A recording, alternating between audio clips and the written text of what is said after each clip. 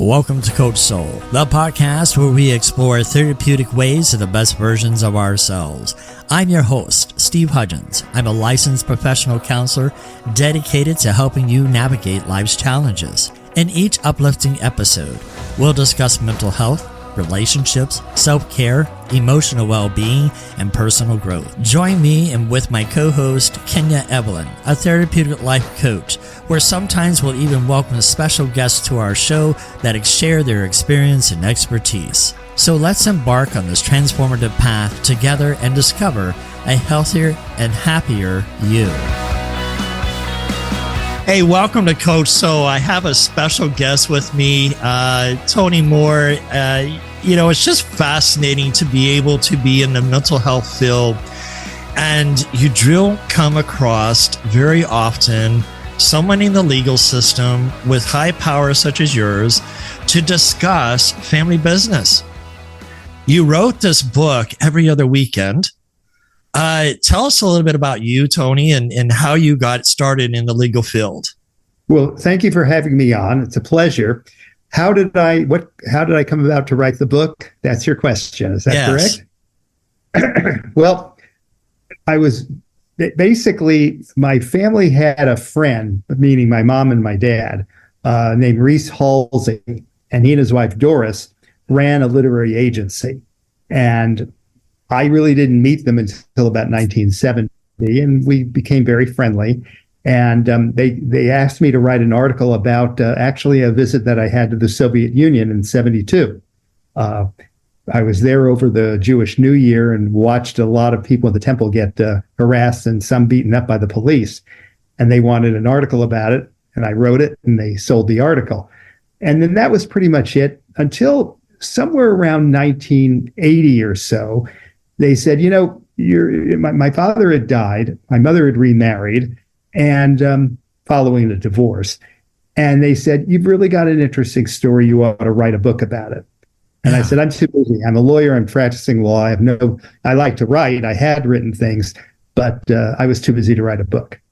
Then in 1994, I became a judge on the municipal court, ultimately the Superior Court. And Doris called me again and said, you've got to write a book. You've got a wonderful story about your background and growing up in LA back in the day, having a father who was an actor, a stepfather who was successful in business.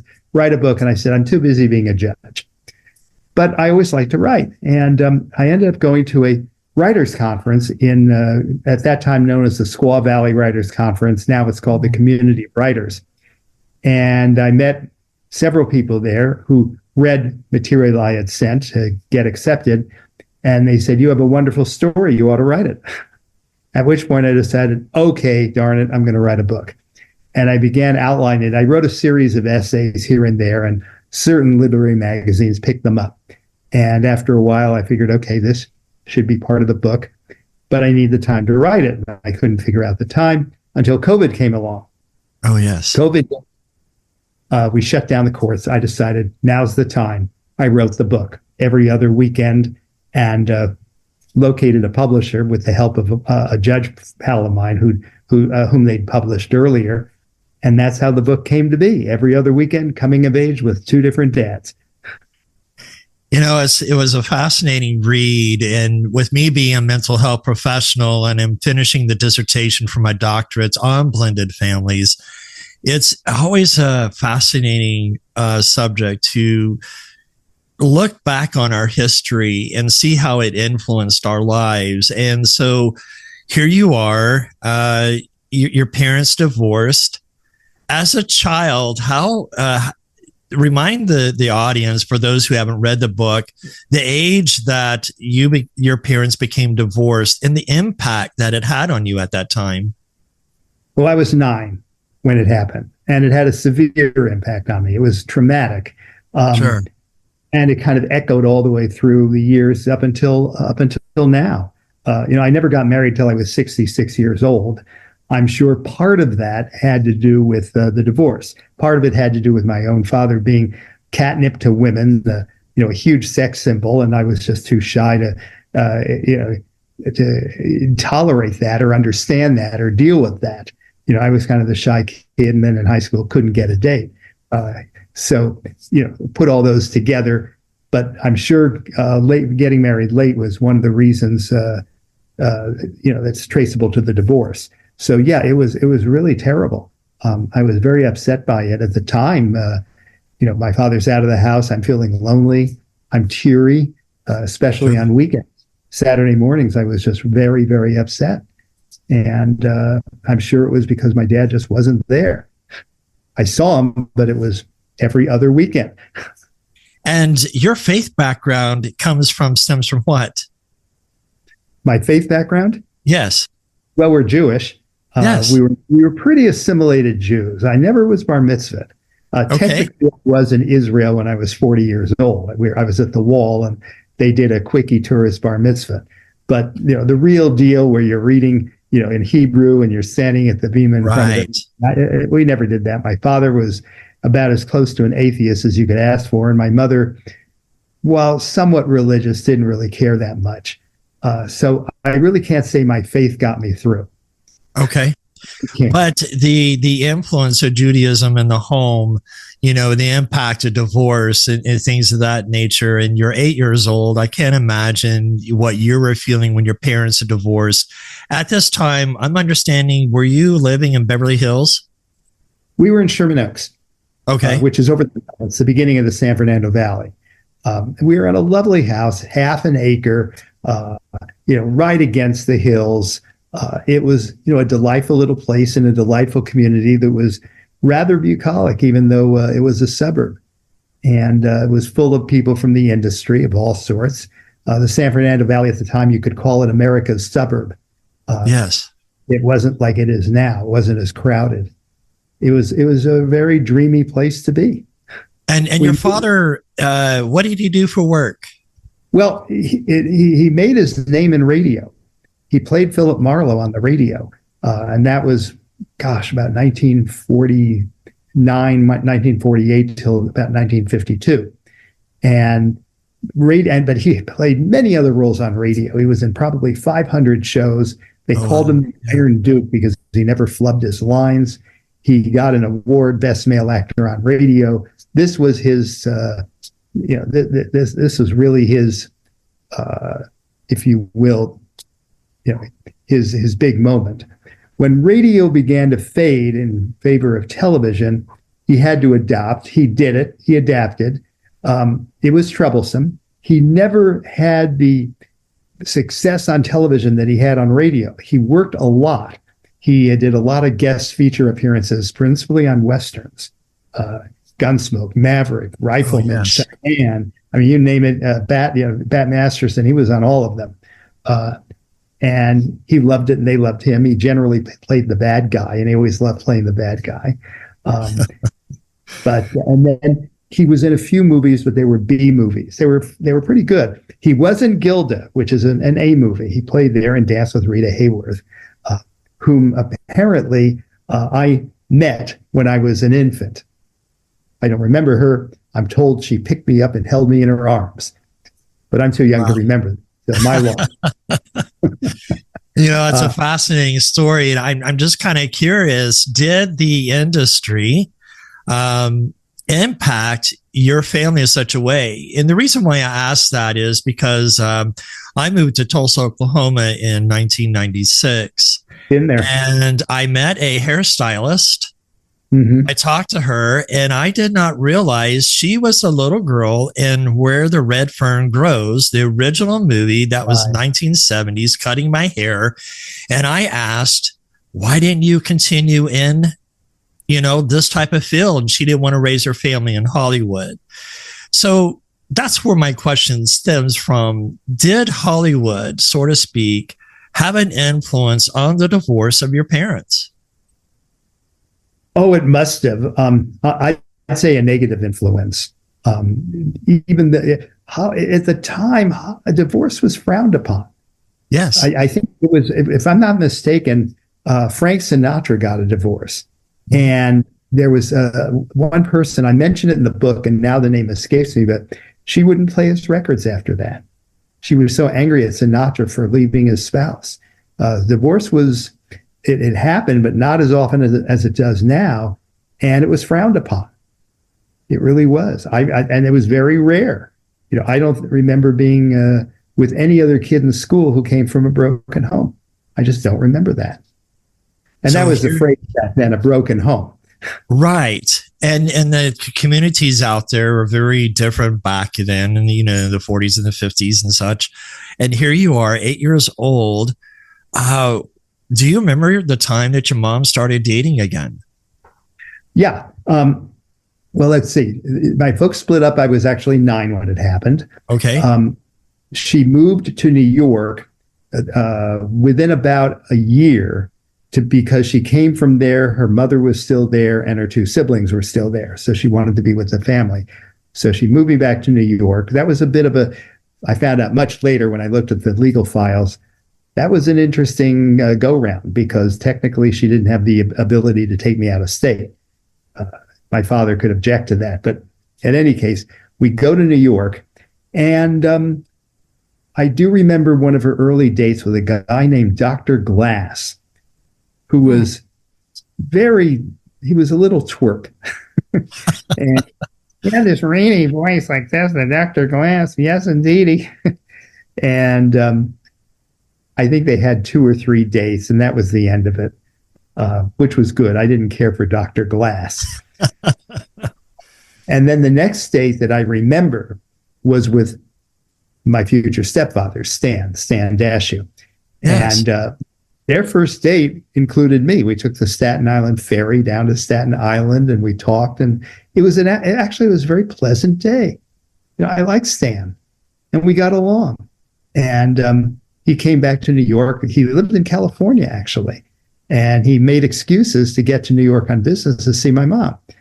And the next thing we knew, he was seeing him a lot. And then we went out to Newport Beach. He had a house down there. And we spent 2 weeks with him and his 2 children. And I had the time of my life, loved it. And we go back to New York, and I'm miserable because I never really took to New York. It was dark and dingy and dirty, and there were no lawns. And, you can't run through sprinklers, and you had to walk 3 blocks to get to a park. But in any case, we came back there, and the next thing I knew, my mother said they were going to get married, and I was very happy about that. And they got married on December 21. Today, by the way, is the 20th, so we're just missing it by a day. Yeah. But they married on December 21, 1958, and we moved back out to California, and that's when I started living in Beverly Hills. So here you are. The strange man comes into your life, and what were you feeling at that moment? Were you like being protective of mom? I don't want anybody taking the place of my dad. I mean, that's all kinds of confusion as a little boy of here's a strange man. Steve, I wanted her to get married again. Oh, wow. I knew she was unhappy. I wanted her to remarry. She could have married the Wolf Man and I would have been happy. She could have married Godzilla and I would have been happy. So when she said she was getting married to Stan, I was delighted. Now, yeah, he's this strange guy. I didn't feel like he's, taking over my mother. I didn't feel as if I were in danger or anything like that. He was very good at incorporating me into the family and with his children. And his children and I are still very good friends. In fact, I'm talking to you from my stepsister's house in Arizona. So the decorations you see on the wall are not mine. They're hers. Okay. In another room talking, but we're out here for a Christmas reunion. It took some getting used to. Stan had a very different personality from my father. My dad was kind of he lived the high life. He was fun-loving. He was, fun to be with. He was a polymath. He had all sorts of intelligent things to say. And he was very articulate, very liberal politically. Big Adlai Stevenson, John Kennedy guy. Stan, not a man of many words, more of a disciplinarian, more conservative, had been very instrumental with Gerald Ford's initial run for Congress because he lived in Grand Rapids for a while. Big Richard Nixon. So they were opposites. They were polar opposites. And I had to deal with that. In today's society, things have changed quite a bit since back then, where, the courts restrict movement from families and moving out of state, unless it's granted on a specific ideal situation. Yeah. And here you are, you're on total opposite of the United States, East Coast versus West Coast. Did your father engage with you during this time frame of being that far apart? Not as much as he should have. I actually have a couple of letters that they wrote to each other. My mom was very good at keeping files, and long after they both were gone, I was going through some old file cabinets and I found this whole legal file about the divorce. And sat down and read through it. And there were a couple of letters, two of which I quote in the book. But basically, he said, look, you're not in touch with your son as much as you should be. He did write me a couple of times, but not a lot. I remember on my 11th birthday, he wrote me a letter. It opens up, my, but you're 11 years old. Soon I'm going to have to get you a book by Benjamin Franklin called Advice to Young Men. And what I didn't realize is when I looked up the title, it's Advice to Young Men in Search of a Mate or something like that, which would fit my father in his womanizing. But other than that letter, and other than a very few phone calls, which were limited to 3 minutes because telephone calls were expensive. Yes. We were not in touch that much. I did see him over the summer, that one summer when we were out there. I spent about a week with him and his new wife, and then we the next 2 weeks down in Newport Beach with my mother and her future husband. But yeah, he wasn't in touch with me that much. When I was in LA during the divorce, following the divorce until we moved in February of 58, we were in touch every other weekend. But he didn't come to New York, and I didn't see him until we moved back. And then we resumed the every other weekend routine. Here's that question I think can relate to a lot of listeners. Divorce is hurtful. It's a separation between two bio parents, and the kids are caught in the middle. Mm-hmm. And growing up and going between back and forth houses, what were you feeling? I mean, you had 1 weekend with dad and 1 weekend with mom. Did you feel like you were like put in the middle? I felt, it's interesting. I didn't feel as if I'm put in the middle, except for one period when my dad was having a major affair with a woman. And he brought me into it because, it was an excuse to see her and me at the same time. He would tell I'm spending the day with Tony, and guess what? Miriam would show up. And that bothered me. So yes, I felt in the middle there. But otherwise, it was sort of like trying to adapt to two different cultures. Yes. And many times when I was at my father's with his new wife, I kind of felt like I'd rather be with Mom and Stan. The new wife and I didn't get along that well. And then many times when I was at home with Mom and Stan, I thought, gee, I'd rather be with my father because Stan is sitting here lecturing me about behavior. My father never did that. So, it was an interesting attempt to adjust to two different cultures. After a while, I was able to do it. I would go ahead. I'm sorry. Well, I was just going to say, I mean, it's interesting in the concept that you present that oftentimes when you think about blended families, and he's a disciplinarian and your bio dad's more of what we call a Disney dad, so to speak, if that it's a befitting title. Right. When you think about that, do you remember as a child that oftentimes you would try maybe to manipulate or triangulate the situation between, him and your mother? Yes. I didn't try to manipulate the two of them together. I didn't try to create trouble between them. I didn't try to bring them back together again.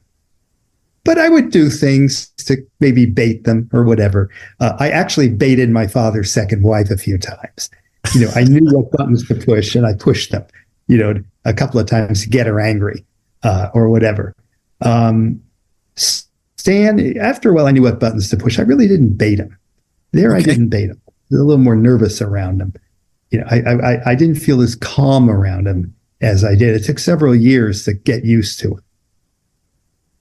When you think about that relationship, what advice would you give to fathers who are in a blended family that has a non-biological son or daughter?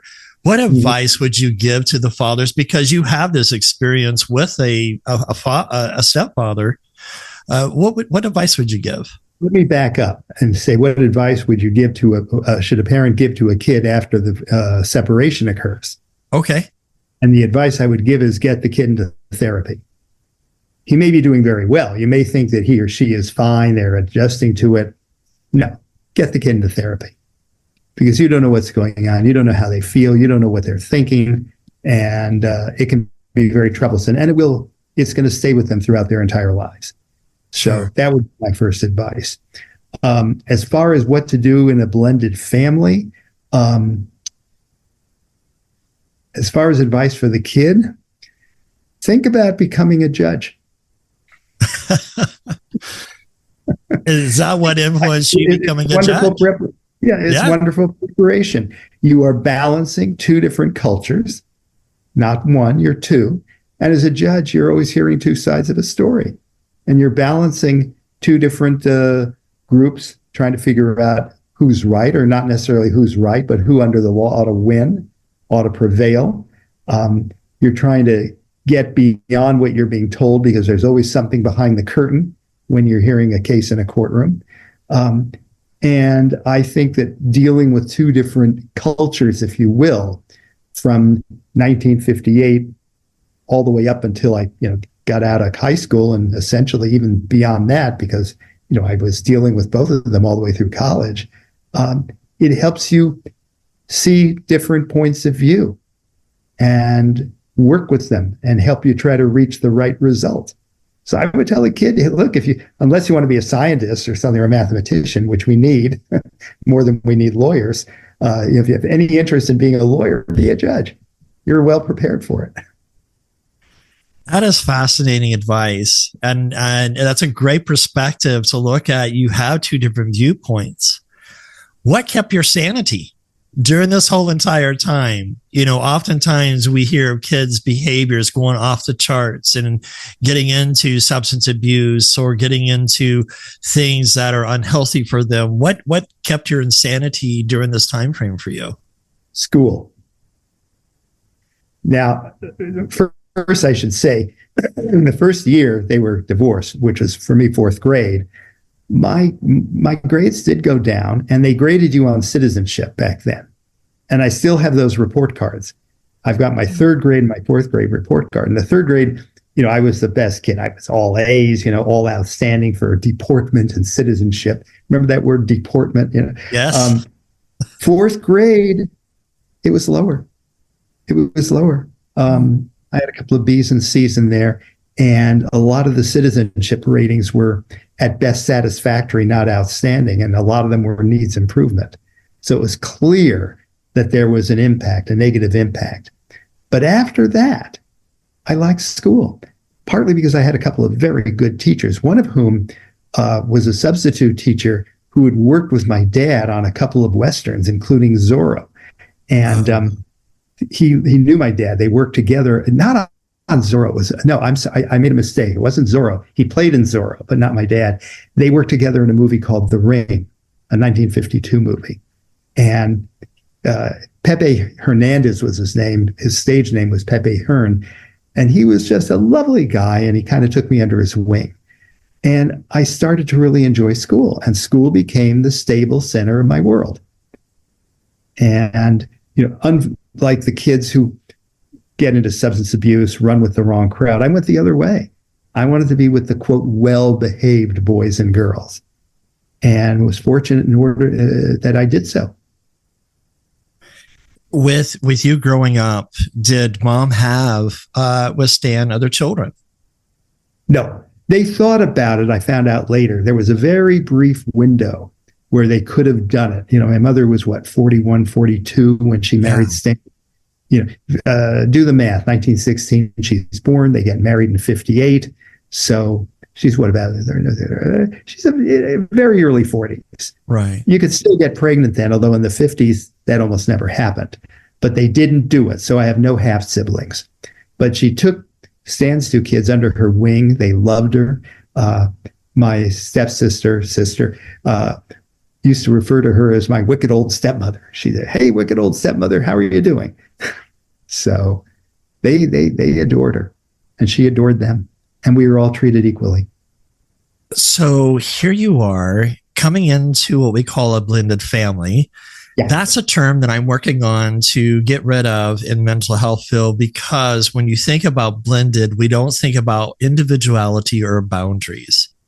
Mm-hmm. And mom takes in, stands two children. Here you are, the only child for a while. What was that impact of here, boom, instant family, almost like a shake and bake, and you just shake it and an instant pops out, right? And so you got these instant siblings. What was that like for you? It was, I was delighted because I always wanted a sibling. Yeah. All my friends had brothers and sisters, and, I didn't. So I felt kind of lonely and isolated. So suddenly to get a brother was great. He was 5 years older, which was also good. And he came to live with us immediately because he didn't like his mother. His mother was an alcoholic. So he moved in within a week after, my mom and Stan set up housekeeping. And my sister, that took a little more doing.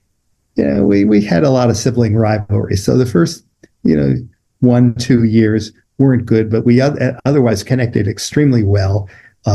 We cross-pollinated each other's social lives when we got to high school. So it was a success story. That is awesome. And we're going to leave a cliffhanger on the sibling and being awesome here. Tony, I appreciate this segment of part 1. Part 2, we're going to get into more of his story about how he became the author of Every Other Weekend. And it's fascinating to be able to hear someone's background story. And until next time, take care and God bless. Thank you for tuning in to today's episode on Coach Soul. As we wrap up, we want to remind our listeners of a few key points. This podcast is for informational purposes only and does not substitute professional medical advice, diagnosis, or treatment. The content shared here is based on professional opinion but may not apply to everyone's situation. Always consult with a qualified healthcare provider before making changes to your mental health care. If you're in a crisis, please seek immediate professional help or contact a crisis hotline. Listening to this podcast does not create a therapist-client relationship. For personal advice, please consult with your licensed mental health professional in your area. Remember, your mental health journey is unique. While we hope this information is helpful, it is crucial to work directly with the qualified personnel for your specific needs. Thank you again for tuning in to Coach Soul, and we'll see you next time.